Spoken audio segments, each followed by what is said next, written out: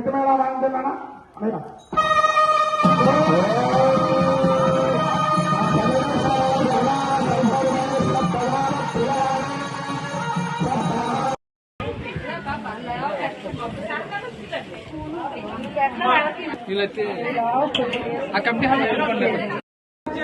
Gajuwaka 72వ ward పాత కర్ణవనపురం రామాలయంలో తృతీయ వార్షికోత్సవం సందర్భంగా ఈరోజు 3వ రోజు పూజలు అత్యంత వైభవంగా వేద పండితులు శ్రీ రవిశరణ్ గారి ఆధ్వర్యంలో జరిగాయి. ఉదయాన్నే హోమం నిర్వహించడం జరిగింది. తర్వాత వల్లి దేవస్థాన సమిత ఈ యొక్క సుబ్రహ్మణ్య స్వామి కళ్యాణం అత్యంత వైభవంగా నిర్వహించడం జరిగింది.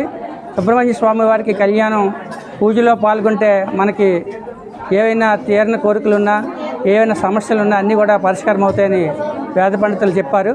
మరి వందలాదిగా భక్తులందరూ పాల్గొని ఈ యొక్క సుబ్రహ్మణ్య స్వామి కళ్యాణంలో పాల్గొనడం జరిగింది. సిరిసిపల్లి అప్పారావు గారు, గొంతిన దేవుడు గారు, మడకల కన్నయ్య గారు, సాలాపు నూకరాజు గారు అందరూ కూడా పాల్గొన్నారు ఈ కార్యక్రమంలో. మరి భక్తులందరికీ కూడా ఆ సుబ్రహ్మణ్య స్వామి చల్లగా చూసి సంవత్సరం పొడిగిన అందరూ సుఖ సంతోషంతో ఉండాలని కోరుకుంటున్నాం. ఈ రామాలయానికి ఒక ప్రసిద్ధి ఉంది. ప్రతి సంవత్సరం కూడా శ్రీరామరాజు వేలాదిగా భక్తులందరూ తరలి వచ్చి పూజలో పాల్గొంటారు. మరి అయోధ్యలో శ్రీరాముని విగ్రహప్రతిష్ఠ జరిగిన తర్వాత మొదటిసారి కావడంతో ఈ కళ్యాణం కూడా చాలా చక్కగా జరిగింది. మరి ఈ కార్యక్రమంలో పాల్గొన్న వారందరికీ ధన్యవాదాలు.